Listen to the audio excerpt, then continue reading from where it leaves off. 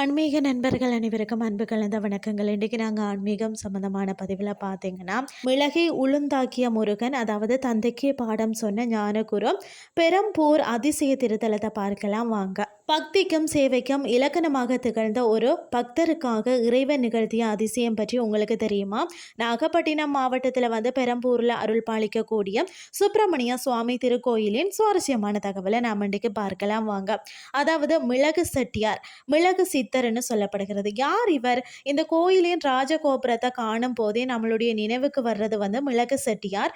இவர் ஒரு தீவிர முருக பக்தராம். இந்த கோயிலின் திருப்பணிக்காக தன் வாழ்நாளையே அர்ப்பணித்தவராம். இன்று நம்ம காணக்கூடிய பிரம்மாண்ட கோபுரத்தின் முதல் 3 நிலைகளை காட்டிய பெருமை இவரையே சாருமா. பேர் வர காரணம் பார்த்தீங்கன்னா மிளகு உளுந்தான அதிசயம்னு சொல்லப்படுகிறது. ஒரு முறை வணிகர் ஒருவர் மிளகு மூட்டைகளை ஏற்றி சென்ற போதும் சுங்கவரியை தவிர்க்கும் பொருட்டு மூட்டையில இருப்பது உளுந்து என்று பொய் சொன்னாரா. அதே மாதிரி முருகனின் திருவிளையாடலால் பார்த்தீங்கன்னா உண்மையிலேயே அந்த மிளகு மூட்டைகள் அனைத்தும் உளுந்தாக மாறினதாம்.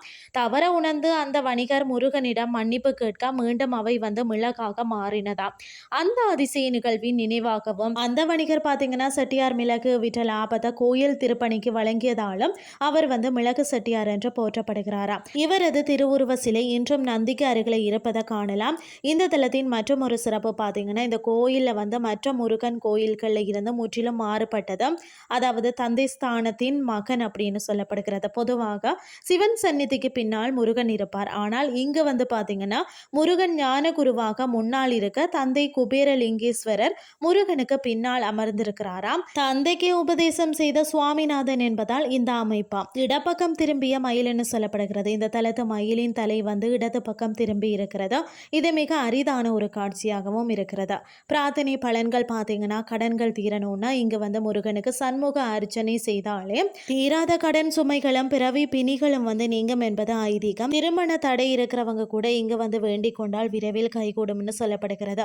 நீங்களும் ஒரு முறை பெரம்பூர் மயிலாடுதுறை அருகில் இருக்கக்கூடிய இந்த ஞான குருவையும் மிளகு சித்தரையும் தரிசித்து அருள் பெறுங்கள் என்று சொல்லி கூறிக்கொண்டு இன்றைய ஆன்மீகம் சார்ந்த பதிவை நிறைவு செய்து கொள்கிறேன். இதே மாதிரி மற்றும் ஒரு ஆன்மீகம் சார்ந்த பதிவோடு உங்களை சந்திக்கிறேன். நன்றி.